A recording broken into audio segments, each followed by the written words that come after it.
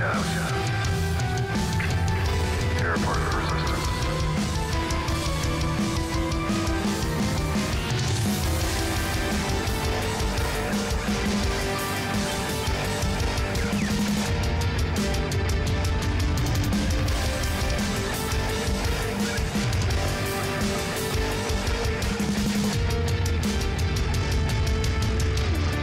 Star Wars movies are exciting. They are an adventure. They are an experience. Star Wars books are good too. But what kind of Star Wars books do you want to read? We have our ideas. Welcome back to the Resistance broadcast. My name is John Hoey. Thank you so much for being a part of the Resistance and joining us today. We have a great show for you today. We have our segment that we debuted last week, The Will of the Force, coming up soon. Thanks to your response to that. And we have a discussion where we're going to pitch to you our ideas of non-movie stories in canon that we would like to see told. And then, of course, we're going to get to your Resistance transmissions at the end of the show, so stay tuned to see if you made it on the show. Were you funny or clever enough? We'll find out.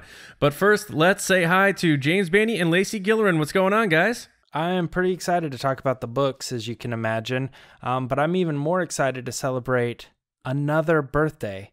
Monday's was Jimmy Smits, and not today, tomorrow, Friday, is Harrison Ford's birthday. Harrison Ford is going to be 76 years old tomorrow. Think about this for a second. Harrison Ford was born in 1942. 1942. When he was born, we were in the middle of World War II. He was punching Nazis. He was 3 years old before World War II ended. That's Do you so think crazy. he spells his birth year 42 with like a D? Maybe. Why would he spell I it with would a if I D? was Harrison Ford. That was my 40? that was my DJ. Maybe. Maybe. Oh, jeez. Lacey, what's going on? Hey, guys. Back again. Da-da-da. Dun, dun, Ready to talk some Star Wars. Ready to talk some Star Wars. So, The Will of the Force. It's a new segment that we debuted last week. Lacey was not here for it, so Lacey's going to take her first crack at it. But James and I had fun with it. Didn't you, James? You had a good time doing that one last week, right? Yeah, we had such a good time doing Will of the Force last week. It's kind of like when you get like a new t-shirt or something, you want to wear it like twice in a week, like to school or something. You're like, man, this is my good shirt now. You know, I'm really excited about it. You wear it like the day after you buy it, and then you like want to, how soon again can I wear my good shirt, you know? Speaking of t-shirts. Darth Maul available now. tpublic.com. Yeah. Guys, come on. The segue was there. tpublic.com/user/resistance broadcast. I was going to say, do you guys do, maybe not Lacey because she's probably a little more decent than us, but James, you ever do the sniff test, the Pete Venkman? Oh, where you have God. where you have different layers of clean, and you're like, I can give that t-shirt another run. I haven't in years because I've come up with the system that works for me, but I not going to say I haven't. Let's put it that way. Okay. The grossest is when guys in college use Febreze as cleaning. Febreze is their cleaning. Clothes. Just kidding.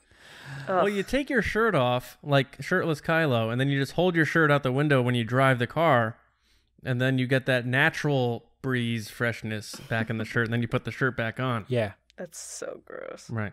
All right, so James, it is time for the Will of the Force. Let's do it again. Let's fire it up, man. I fear nothing, for all this, as the Force wills it.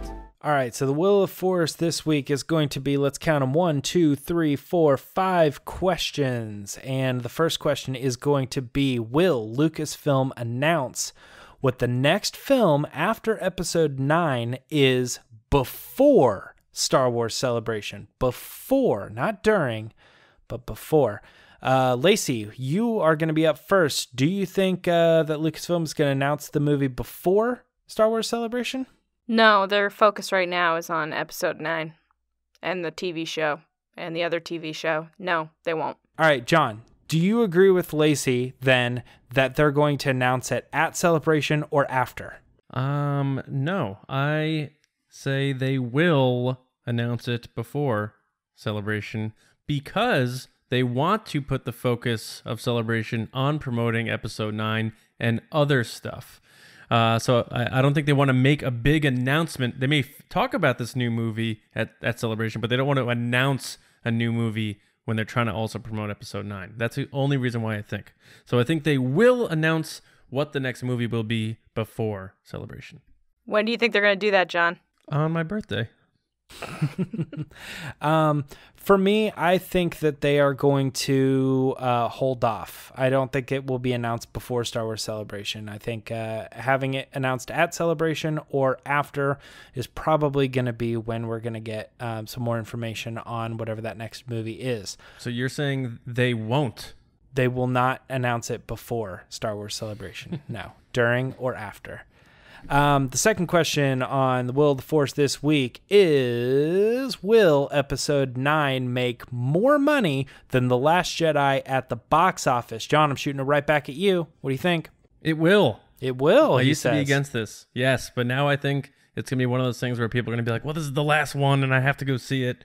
And JJ's back, and I loved his movie, and member berries, and everything of sadness is gone, and we're all happy again. Let's go see it 5 times. So yes, it will. Episode 9 will. Yep. Back up the money truck, baby. I'm actually with John on this one. I'm going to say it will make more money, and part of my reason is Episode 5 didn't make as much as 4, but Episode 6 made more than 5. Episode 2 didn't make as much as 1, but 3 made more than 2. So if we go in that right now, Last Jedi lined up with Force Awakens didn't make as much as Force Awakens, but I think that Episode 9 will make more than The Last Jedi. That's a yes from me. Lacey, what do you think? I think it's going to make more money than Last Jedi, but it won't make more money than The Force Awakens. Yep. I think we're all on the same page on that one. So let's move on to the... So we all said it will. It twill. Like Twi'lek. Iger can have more apple juice. It will make more money. Yeah. All right. Next question is, and these next 3 are going to be pretty similar. We're just going to change things up a little bit. Will Thrawn, and I'm not going to try to pronounce his real name because Anakin can't even do it. Will Thrawn ever be portrayed in a live action Star Wars movie or series? Lacey, what do you think? No, he's been in Rebels now. Nope. His main goal is Rebels, novels, no movie canon. I don't think so. All right, John, what do you think? Or series. Yeah, or series. Yeah, I don't think so. Don't forget about that. He will. Mithron Norodo will appear in a live-action Star Wars series on the streaming service in the years to come. You heard it here first, folks. He will. He will. This one is going to be the toughest for me because I'm pretty confident with my the next 2. But Thrawn, let's say he will. All right, let's do it. Let's go with John on this one. I think there's a possibility that they feel that this character could be brought into the live action world and maybe bring in some of those fans into kind of this and be like, hey, you should check this character out. He's pretty cool. But that's, and he's going to be played by Michael Fassbender. Yeah, you keep saying that. We'll see how that happens. My vote is David Spade. Let's move on to the next one. All right. Joe Dirt is Thrawn. Yeah, Joe Dirt as Thrawn. Dude, you should make a design of Thrawn with a mullet. Everyone was saying Oh that my the gosh. Thrawn on the book cover looks like John Hamm. Oh, I've heard them say John Hamm too, in the pet, like as a casting option. Yeah. Also, the Anakin on the cover of that looks like Hayden Christensen. Yeah. Weird. The guy Yeah, from but the Jumper, head of like, his, but his hair isn't photoshopped well. Go back and look at it. All right, next question. Will Kanan Jarrus from Rebels fame ever be portrayed in a live-action Star Wars movie or series? Lacey, what do you think about Kanan? You said no to Thrawn. I love Freddie, but no. No? Homeboy's dead. No. Nope, Kanan's gone. He's dead. What do you think, John? While I think that it would be a summer catch, I'm going to say no. He will not. Are you saying that he's all that, so he should... Yeah. I know what he did last summer, but no, he's not going to appear in a live-action TV or movie. He's a Scooby-Doo. Oh, I can't do it as well as you guys, man. You guys are just killing it. It's all right, James. You can be my wing commander anytime, buddy. So that's two no's for Kanan. showing up in a live action television series or movie, let's make it 3 because... And James has started crying on the podcast. No. Whoa, I'm surprised. Yeah, surprised.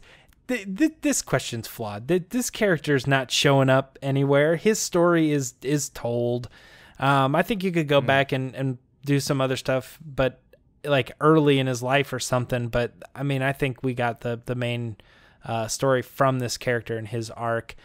So he's not showing up. But what about Ahsoka Tano? That's our last question this week. Will Ahsoka Tano ever be portrayed in a live-action Star Wars movie or series? Do we have a resounding answer on this? John, what do you think? This is the one I was so on the fence on, but my gut instinct was no.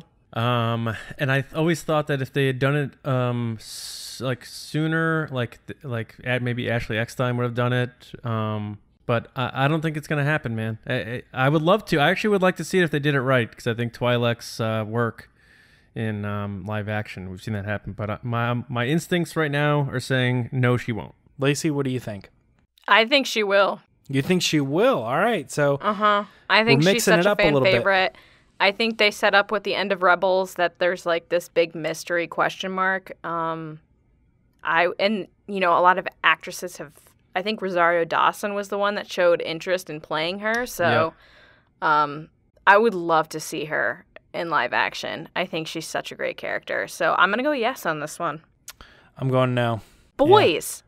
It's not that. It's honestly, I think that, and it's kind of similar with the other ones that we were talking about, but like bringing an animated character to life, like whether it's Ezra or Sabine or Kanan, I don't know, just something, it feels weird. I don't think they're going to be able to do it correctly. I think that in our minds, we know what Ahsoka looks like.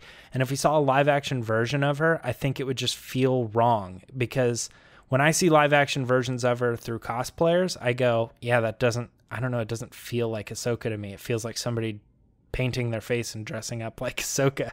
I felt that way too. Like I said, if they did it right, I would love to see it too. So I'm with Lacey on that. I just was saying my gut instinct is I don't think it's going to happen. Yeah. I think for the aesthetic, I don't mind her story always being told in the medium that she's continued to be told, And obviously you can do books because like you just picture what you picture from the show, you know what I mean? But I don't know about a live action version. But that wraps up the Will of the Force this week. That's all 5 questions. We're going to end up having more, but maybe next week we'll return to Is the Force With You? But we need you guys to help us out on that. We want to know what you guys think of this segment. If you like it, if you prefer it to Is the Force With You, we can do both. If you like both, we can swap back and forth from week to week. But we're trying to get a vibe on this, and if you guys like hearing our yes and no, quick gut instinct style answers, and just let's breeze through a bunch of different styles of questions. But I think we need to get into the discussion this week. What do you think, guys? Yeah, I agree.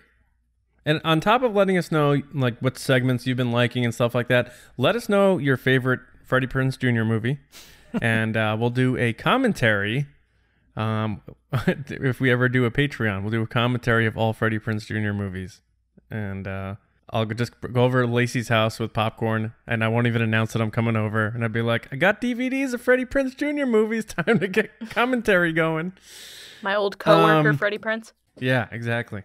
Yeah, like WWE. Obi-Wan once thought as you do. All right, so our discussion this week was proposed by Mr. Baney here, as he loves the non-movie canon the most out of the 3 of us. I would say, I don't know, he's never really said that.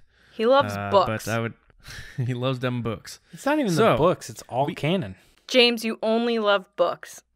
Yeah, I only love the books. That's a fact. James's brand is books. He's never actually seen the Star Wars movies. He only reads the novelizations of them. So, we decided to each of us come up with our pitch for a canon story to be told outside of the movies that we think would be interesting or different or cool or something we'd like explored, however we want to put it. So we're just going to pitch those here and talk about them briefly, and then we want to hear from you guys what yours would be and what you think of ours, regardless of how silly they may be. Spoiler warning. So, since he pitched the idea, James Bainey, why don't you go first and enlighten us with your pitch for a story of non-movie Star Wars canon? Yeah, so I guess when I was kind of pitching the idea in general, I was thinking about stories that were kind of untold. Now, I was open to the idea of if there's something that somebody was willing to say, like, you know, hey, I think it would be really cool if the Star Wars galaxy did something like this. But I think where I was coming from was something along the lines of like Count Dooku and when he used to be a Jedi or something. That's a cool like thing that we know about canon, but we've never really seen it explored. Also kind of similar to the like, oh, you fought in the Clone Wars, you know, and then they like at some point they were like, yeah, fans want to know about that. Or the Kessel Run, you know, that's another good example. At some point they decided to kind of tell that story because it just had its own legend. People were interested in that. So that's how the idea got pitched. And for me, I've always wanted to know about the prophecy that was talked about in the original trilogy and then somewhat expanded on in the prequels. And I've talked a lot about, you know, Anakin being the chosen one and stuff. And all of those things, I think in general, are left to the viewer's imagination, I think, kind of like Yoda's species or something. I don't know that they'll ever really get into what it means to bring balance to the Force and define it, because when they do that, that's like, you know, midi-chlorians, and we don't like having that because the mystical side of it. But to me, that's just something that I wonder about so often. What was this prophecy? And Yoda says, maybe it was misread. So I would like to hear the story of so many years ago, how this came to be, how they even came up with the concept of like, well, the Force isn't balanced now, but one day we know for a fact, or we believe that there will be someone who comes along and this is how we came up with that idea, or this is how we were taught that idea. And then how did the whole thing get mixed up? In the sense of maybe it was something completely different, and that would be fun to explore. And then at some point, one of the characters, the only living individual from that movie, you know, survives, and he has the story, and he hands off the story, and he says something that gets interpreted differently. You know, he's got this story about what the chosen one is going to be. And when he like says it in his language and then dies, like maybe the people are like, I don't know. He said that he would bring balance to the Force, you know, and like that idea gets passed on incorrectly, which would like totally throw for a loop years and generations later. They believed that it meant that Anakin would do something great, and it turns out it meant really that he was supposed to do something bad. I don't know. I just think the whole concept of that is really cool, and I'd love to see it explored in one way or another. I actually think it probably would be more likely a series or something. That would be pretty cool. But so not a book at all. Not a book, but no. I'm not saying that. I'm saying I think that if they honestly did that story, it would probably be a series. But I don't know. I guess that's kind of a weird thing to say, but I would love to read it, is my thing. What would be more interesting to you on them exploring the actual the real prophecy itself and how it was originally told, or how they misinterpreted it over the time? I think there has potential to be two separate stories. You know, over millennia, we've always believed this one thing, and then and we could come up with that story, and then like so many years later, we could also tell another story where some Sith came in and like twisted the story, you know, and then it became something else. I could see that being two stories taking place over many years. But at the same time, I think it could all be one story. I think it could be one thing. The discovery of the prophecy, and within one generation, it was perversed to something different. Because when the prophecy was delivered to the people, or whatever it is, there was someone like a Loki character who just like was like, no, I hate that. That can't be the way, and I'm going to do everything I can to make it so that doesn't live on in how I see it. And he forever created this parable that wasn't even true, I think that would be such a cool ending to that story. We think the hero's going to get away, and then the bad guy steps in and somehow delivers it as something different. And then we all know how that ends, because so many years later, Yoda and Mace Windu are like 100% that's the prophecy, and when it finally does come true, it's not what we thought it was. I don't know. It's just so interesting to me. But when you say that, that's interesting to me, that someone could have manipulated it and intercepted it, and then they weren't aware of the interception of it and then the changing of it. That interests me, as opposed to it just being, there's a prophecy, and maybe we misread it. Yeah, I know. Yeah, maybe we just read it wrong. Maybe it was intentionally rewritten. Yeah. There's a lot of like old Coruscant language from the, Well, yeah, but I mean, like, there's also ago. There's plenty of like real life religious stories too. Where people say like, this testament of the Bible was rewritten by these people, so that's not really, you know what I mean? It's like, so I think there's a lot of like real life things that people could connect with on that story and understand from a certain perspective, that maybe these legends of the Jedi and stuff are built on man-made mistakes and principles. Do you think the prophecy was written or realized on Octo? Oh, yeah. I mean, and that would be a great way to like tie the whole thing in, is to return years later to okay, again, I'm kind of picturing it like a film because I get so excited about it, but to return to that place and revisit that for more storytelling, I think would be great, because it would be something familiar but yet so out of the time frame that we're familiar with. I'm picturing like one old Jedi like dictating to another who's like writing it down, and he's like, all right, Bill, so then this guy's gonna get born by a virgin and then you just hear Porgs like, and then he's like, what do you say? A slave on Tatooine? No, I didn't say a slave on Tatooine. And then he writes down the wrong thing, and it's all because of Porgs changed the whole prophecy. Yeah. No? Well, yeah. I mean, yeah, sure. Let's go with that. No, I like it though, man. I think it's cool. What kind of stories do you guys want to hear? John, you want to follow me up? Yeah, we better save Lacey for last, because I have a feeling she's going to need a lot of room to get through the one she wants to talk about. Watch me give a one-sentence answer. Not going to happen. Yeah, so mine is strange. It's weird, but I think it could work. And everyone knows how I just have an affinity for Salacious Crumb, and it's not one of those joke things where I'm going to be like, oh, Salacious Crumb's my thing because I want to be a thing guy.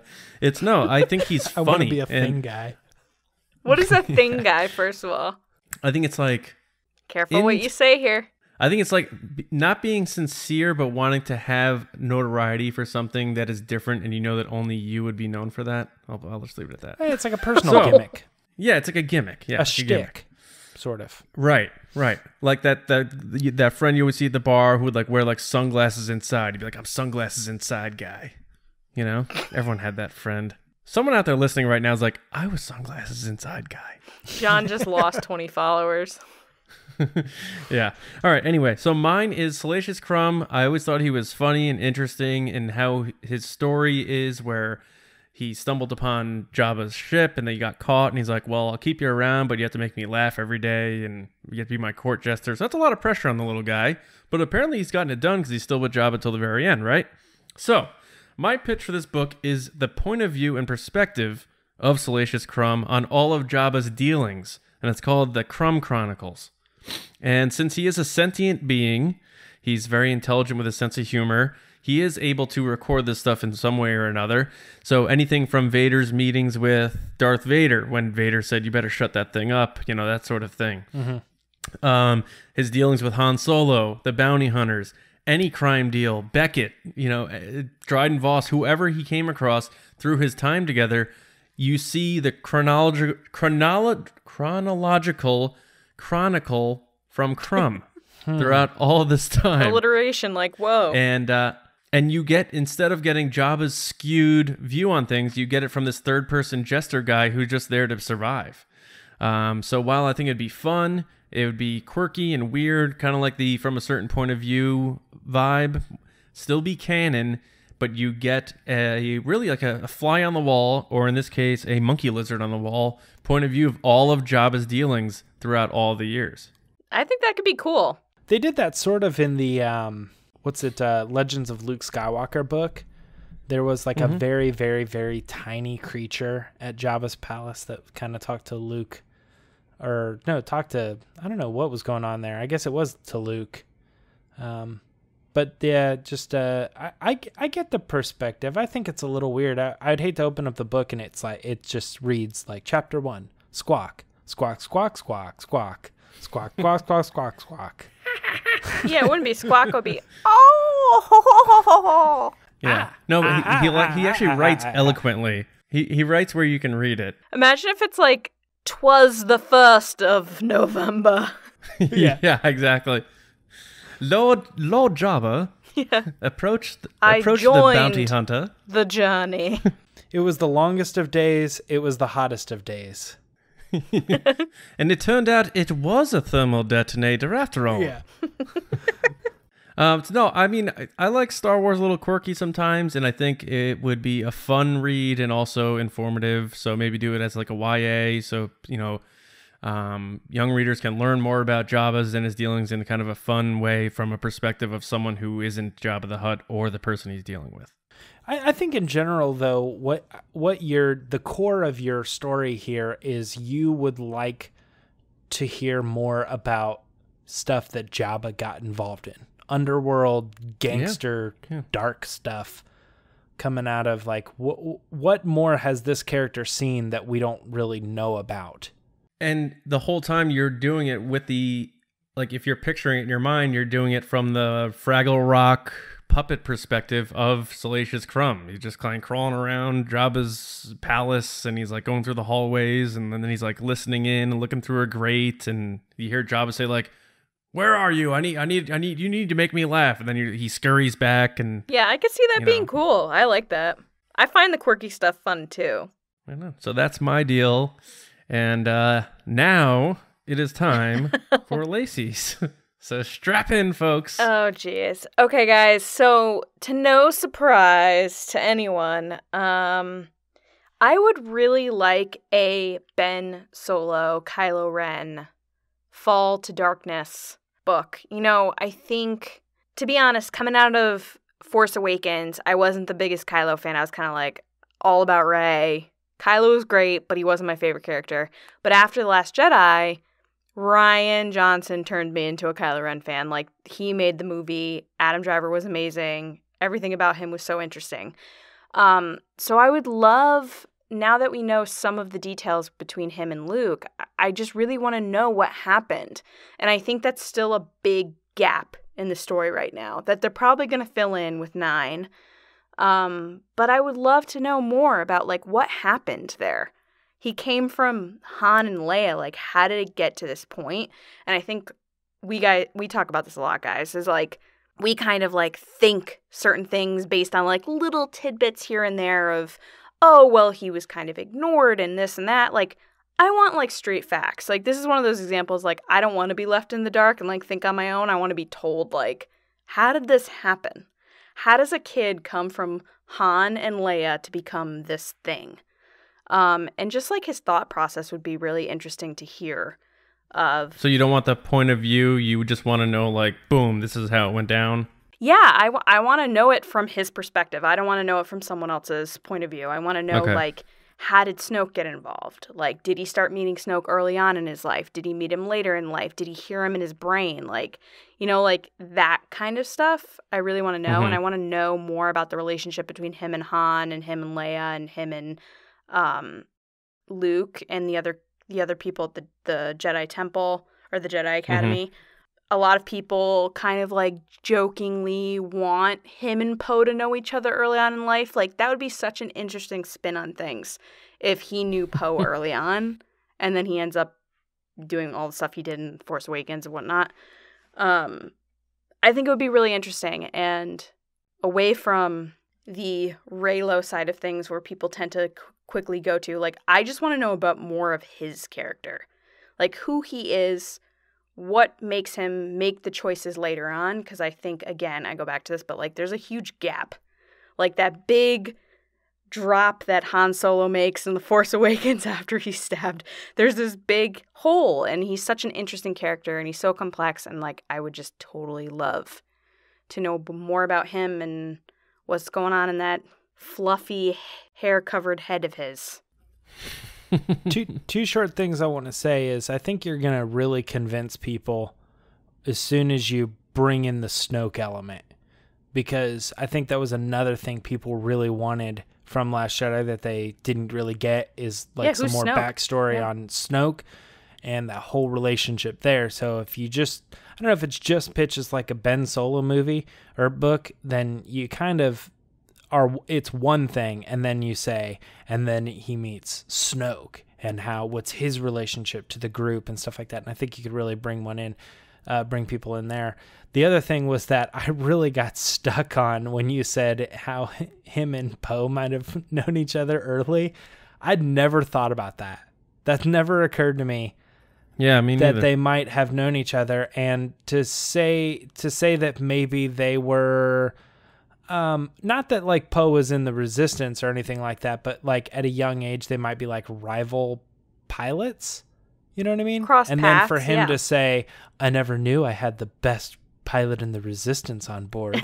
You know what I mean? Yeah. Who talks Yeah. first? Yeah. Yeah, like that stuff is just an interesting dynamic coming from a different perspective of like, he's saying that because, I don't know, he wants to dig at him deeper, and that's something that he knows drives about more him of a that snark, he prides himself on. Yeah. I don't know, like, I mean, that stuff's all there if it's even surfacey, but it's better when you have like a backstory and know there's more to it, because then you go back and rewatch Force Awakens, you're like, this is great. Yeah, and I think the other thing that really drove my want for this book, outside of loving Kylo Ren, is from Last Shot, we get it from Han's perspective, and we get a little of Lando. I would love to hear it from Ben's perspective of maybe Han wasn't as bad as a father as he thinks, because, you know, he says he didn't hate him, but like, what happened there? Because you see it from Han's side, I want to see it from the other side as well. Yeah, that's weird that you say that, because I just thought of Lacey. Remember when he tells Rey, Han Solo's the father you always wanted. He'll disappoint you, I promise. Yeah. So like, he thought he didn't think he was a good father, but he didn't hate him. It's just like a weird. Right, because people tend to love their parents no matter what. Sometimes. Yeah, the unconditional element, yeah. Yeah. And then like the dice thing, they talk about on StarWars.com how the dice were a plaything for Ben Solo when he was younger. Like, that would be a really cool tie-in too. I just think there's this huge question mark, as usual, over Kylo Ren's head. And I think a lot of people feel that, especially after Last Jedi. You're like, okay, I love this character now. Like, where is this going to go? How young are you picturing? Like, you're kind of writing the story because we don't really know, but like, when do you think Luke like took Kylo under his wing? I think I would want it from probably like young, not teen yet. So like maybe when he's old enough to recognize what's going on, but then spend the majority of the book when he's with Luke. Like, I'd love to see a little like 8 to 12, 8 to 10, and then go into like the Luke stuff. I think that would be interesting. And then I'd love to hear more about the Knights of Ren. I feel like, again, that's something I missed in The Last Jedi. Like, they were such cool characters, and you see them in the Force vision Rey has, and there were all these questions in the air of like, who are the Knights of Ren, Master of the Knights of Ren, blah, blah, blah. Like, how did they get to this point? Who are they? You know, who's underneath those masks? I think this would be a great opportunity to also go into those characters and fill in those question marks as well. So I think because you kind of said all of it, as opposed to really landing on a particular age, I guess then the best way to handle that would probably be like the first third of the book is like when he's like young Ben Solo and there's not even anything dark in him at all. Then the middle of the book is like halfway when he's like starting to like really question stuff and you can see conflicted arguments. And then like the last part of it is like post turning into Kylo Ren and his perspective on what has happened in the past and how he regrets maybe some of those decisions or something. But yet he needs to move forward in the teachings of Snoke or something.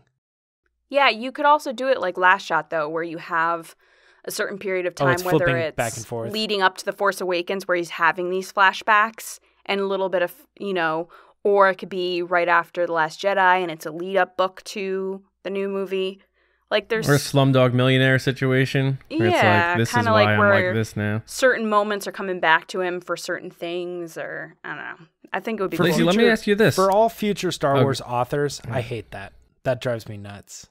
I hate reading books that do that. Yeah. That like I don't mind that as long as you know back and forth between stories, because I get lost and confused. Who am I listening to now? Right, right. Lacey, so if you were to incorporate Snoke's luring of Ben to the dark side, how would you envision it happening? Like, would it be like how Palpatine literally would meet with Anakin and just kind of get inside his head and work on his insecurities, or would it be more of a mental force thing? Like, how would you tackle it if you got to decide that? See, I don't know. My problem is I've read so much fan fiction at this point that I have a mixture of fan fiction and what's true and what's not. I think what I would like to see would be him meeting Snoke at an early age, like they did in the original cut of The Force Vision with Rey, where she sees him in the hallway. That's what the editor said anyways, that she originally had a little boy in the hallway with Snoke. And then just how that works, like I want to know if he's in his head or is it like he keeps showing up at these meetings, because obviously Leia and Han know about him, so he had to show up at some point. But I have a feeling it's because he's in his head. I mean, I'd like to see how that happened. I just feel like he was being groomed and abused early on without him really realizing it. I latched onto the idea a while ago that Snoke and Luke they teamed up together to go find the artifacts and and that they were like friends and that Ben was kind of along and he was learning from both of them equally. But I'm trying to think of a good example of a story where the main characters turned against the rest of the characters. I'm going to go back to this, and you guys are going to hate that I'm going to go back to this, but probably like a Hunger Games scenario where PETA gets turned against Katniss. Kind of. Yeah, I guess but not tortured, obviously, but kind of tortured because he gets lightning and all these other things. You can only imagine the terrible things he's done. Mm-hmm. I just always thought it was kind of cool that if Luke was really truthfully searching for balance, maybe he was aware that Snoke leaned towards the dark side, but that he thought that maybe Ben's training could be partially light, partially dark. It would be more interesting to me if Snoke was the one that was like, did you know Vader's your grandfather? Like, just dropping that. And Ben didn't know, and then he feels, Well, yeah. I'll throw this out there. I think we know how he found out. Right. But someone let it go on about Leia, the holonet, right? or whatever, yeah. The information became public all at the same time, and Leia says that she couldn't imagine facing Ben because she didn't get to tell him that himself, and now he probably knows. Not to say that, he's always checking his Twitter account on while he's out with Luke, because who knows where they are. They could be in the middle of nowhere and they have no real connections, just stuff like that. But I don't know. I think that kind of was implied that's he found out at a certain specific time. But it could be a scenario where someone dropped a hint, like even a note or something, and it's like Anakin with Obi-Wan or something, where he's like, no, you're lying, you're a liar, Yeah. And he's like, no, there's no way that's true. And then it finds out that it's true, and that's what drives him to be like, well, then everybody's lying to me. He's right. Yeah. Do you think that's too close to I'm your father? And he's like, no, that's impossible. And then has to there had figure to that be information something out. Right, but there had to be something outside of Luke almost killing him, obviously. That was like the last straw. There had to be instances that drove him to Snoke. He didn't just randomly be like, I'm going to go with this guy. It had to be things over a period of time, I would assume. Yeah, I mean, Luke said he sensed an evil that he's never sensed before, and that's why he was going to kill him. So, yeah, what made him that way? I don't know if it's like teen angst and like the classic. But it that could be tale the Vader there. thing that drove it. But I would like to. I mean, the most interesting thing here is like what you were saying about how Snoke maybe would turn him in many ways. Like, and I keep thinking back to, I don't know why, I keep thinking back to Anakin in the Jedi Temple when Mace Windu told him to wait, and Palpatine gets in his head and he's like, I'm the only one who can save her. Right. So to get Anakin to show up, and which really triggered everything. So I could picture Snoke being in Ben's head saying like, they don't love you. Yeah, Look they at don't what care did about to you. Yeah. And yeah. And him just being like, damn it, like, I don't want to believe you, but you're saying all these things that seem to be true. Yeah. And then Luke's going to turn on you. And then Luke does turn on him, and he's like, and then he sees the lightsaber. Yeah. I really want Knights of Ren, though. I really do. What if Snoke did something to Luke to cause him to do that? I was just about to say that. I would hate that more than anything. Yeah, I wouldn't like that. I like the idea that Luke made that decision consciously, knowing that he was going to a place. You want to piss more Star Wars fans off? Have Snoke get inside and manipulate Luke Skywalker. Yeah, but I do agree. To They a see point Knights where, of Ren Luke would be baller. died thinking he made that decision himself. Yeah. No, the worst thing is that Han died not knowing that his son was about to put a saber through his chest. No, that Luke is the one that drove his son there.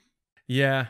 But I also felt we're getting off topic here, I guess, but I always felt bad that Han really thought that, according to the screenplay description, that Han really thought Kylo Ren was going to give him his lightsaber there. Woof. Because Han wasn't, Han was smart, but he was also a little vulnerable. He's the good so he's guy. Probably like, as we've learned from Solo. All right, my son is coming back, and I did it, and I can't wait to tell Leia and bring him home, and then, I'm dead. Woof. Poor Han. I like it. On the non-canon side, I did have another book idea that I would really love. Personally, I love behind-the-scenes filmmaking stuff. I went to school for film stuff. I would love a book of a collection of stories of people that worked on Star Wars films. And it could be anybody, whether it be like someone that drew storyboards or someone that made costumes or someone that was a director. Kind of like a certain point of view collection of stories, behind the scenes moments that we've never heard from Star Wars, like their favorite moments that nobody knows about. I would love that. Like the model puppet guy, Phil Tippett, just like little like things they would do, like old school techniques. Dinosaur to, like... supervisor Phil Tippett. He had one job. Supervise the dinosaurs. I love that stuff. Yeah. I think that's a good idea because I always loved the old school, like, backyard way of filmmaking that they employed in the original Star Wars trilogy, where they would, like, go outside a door of their hotel and film the Wampa scene, like, in Norway. They'd be like, it's so cold, we went outside the hotel door and filmed, like, Chewbacca lifting his head up above the snow.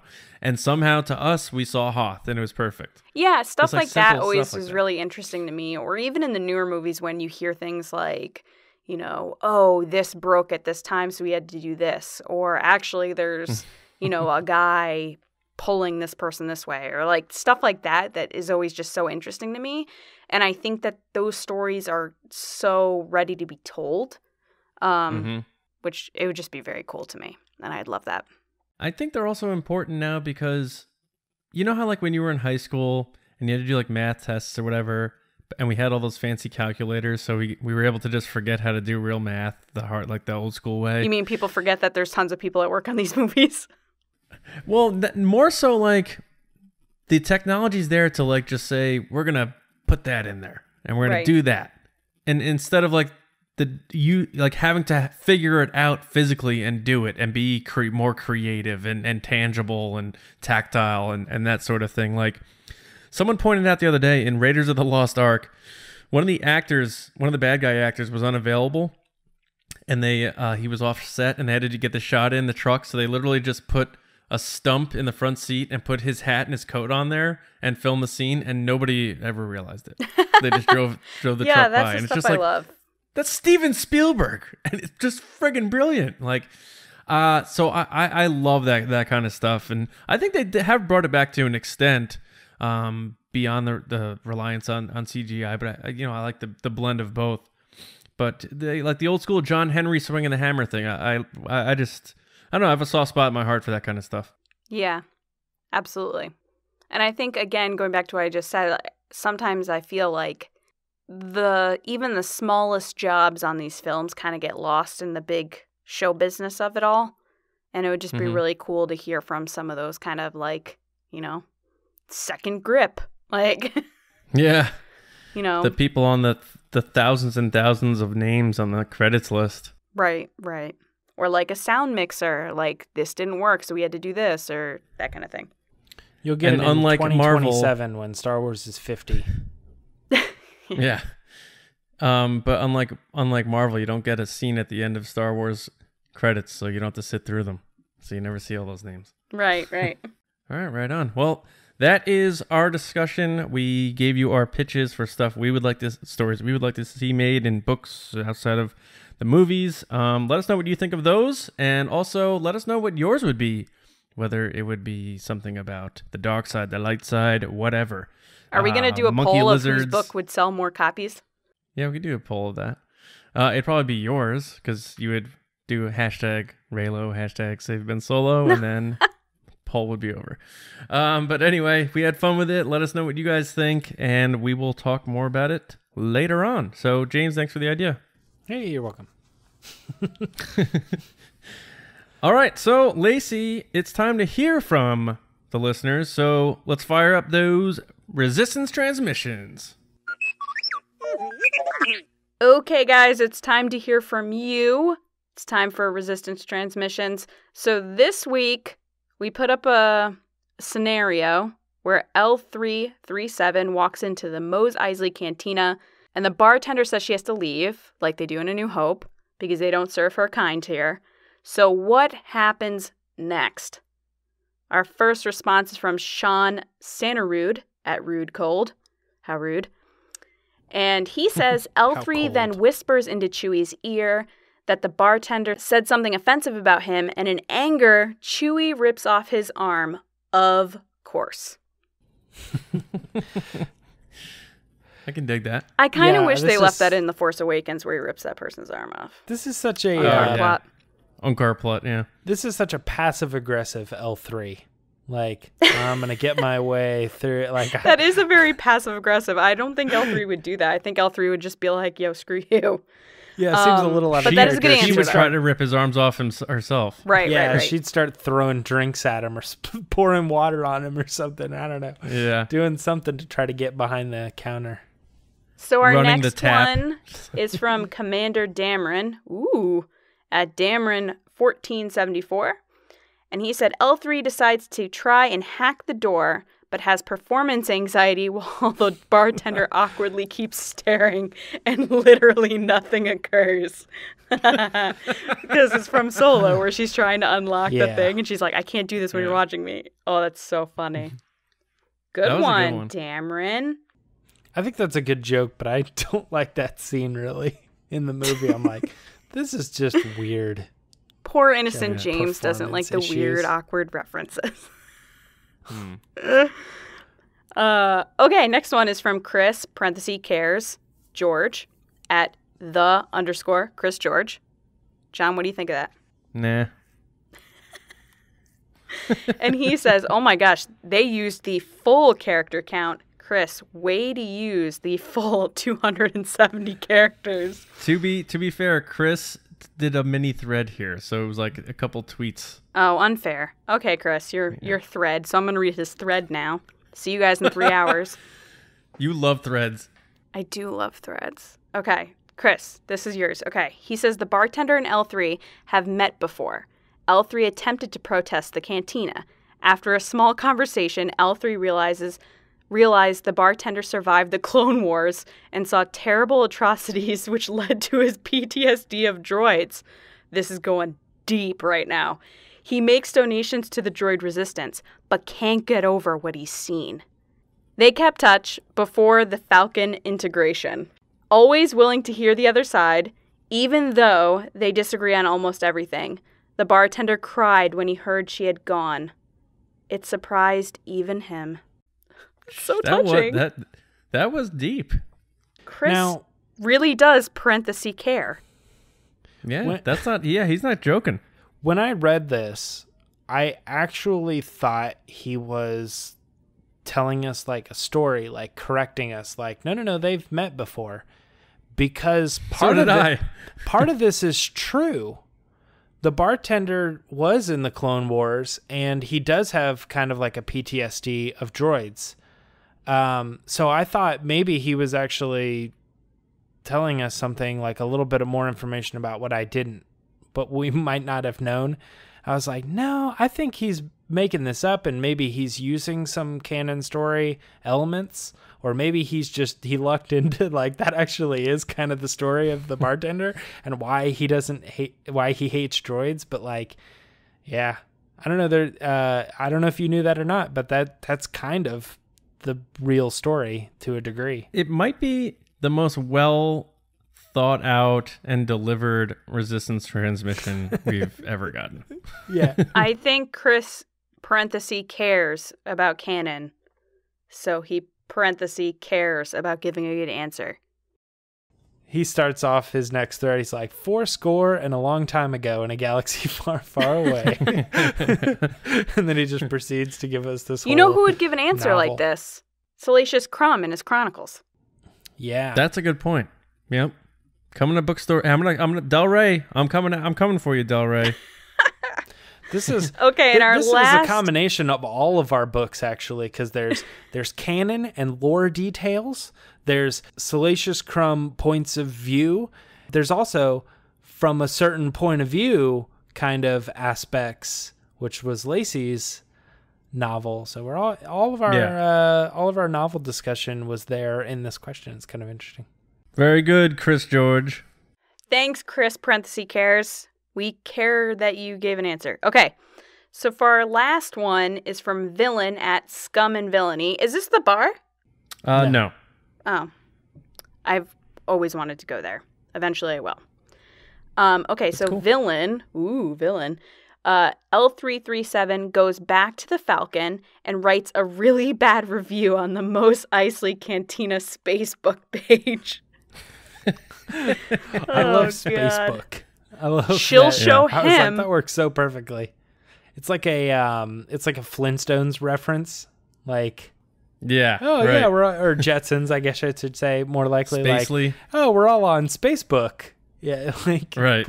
Like me on Spacebook, like such a Hanna-Barbera thing to say, but I love it.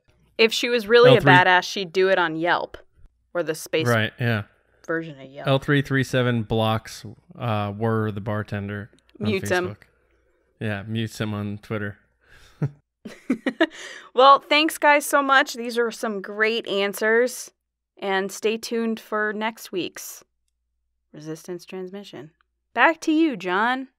All right. Yes, thank you guys so much. The funnier the better, and the threadier the better, I guess, because Chris George wrote us a novel and made it on the show. So there you go. Thank you guys so much again for listening. And make sure you're subscribed to us on iTunes, SoundCloud, and YouTube. And do us a favor and hop on iTunes real quick. Rate us 5 stars.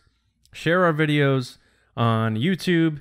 Like them, comment on them. We really appreciate it. And we always interact with you on there. So the more the merrier.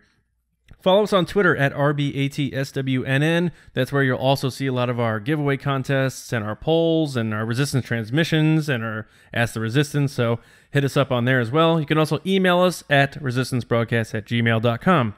If you want some merch, head to tpublic.com/user/resistancebroadcast and pick up a shirt, mug, tank top, hoodie, whatever you like in about 30 different designs. And James is wearing one of them right now, as am I. And James designed a bunch of these as well. Head to our website, StarWarsNewsNet.com, for all of your latest news, reviews, editorials, information, and more. James Baney, where can people find you? Always on the Instagrams, always on the Tweeters. At Meyer Trunks is my screen name. And I was actually just thinking about it. This might be a little cheesy, but I was thinking, is there any way that we can set like our location, like where the Resistance broadcast is from, to like Dakar or something? Is that possible? Do we even have a location? Do we just say we're like in Connecticut or something? I think it's a galaxy far, far away or something like that. Is it? So we do kind of have something like that? I think so. We'd have to look into it. By the time you hear this episode, we'll have already looked into it, and we were like, oh, we should have known that. And then Twitter will verify us because we put the right location. Let's hope. Lacey, where are you at? People can find me on Twitter at Lacey Gillerin, and then also hosting Star Wars Newsnet on YouTube. Yes. Woo. You took a break, so it's time for episode 4. 5. 5, yeah. Oh. Is it 5? 7. 4 will 12. come out tomorrow. Who knows? It's going to be awesome. Don't worry about it. Yeah, and we don't count those. We just watch them. I bet we literally don't count them numerically in my head. All right, you guys can find me on Twitter at Johnny Hoey and writing and editing over at StarWarsNewsNet.com. And we will see you guys on Monday morning. So enjoy your weekends, and we'll check in with you next time right here on the Resistance Broadcast.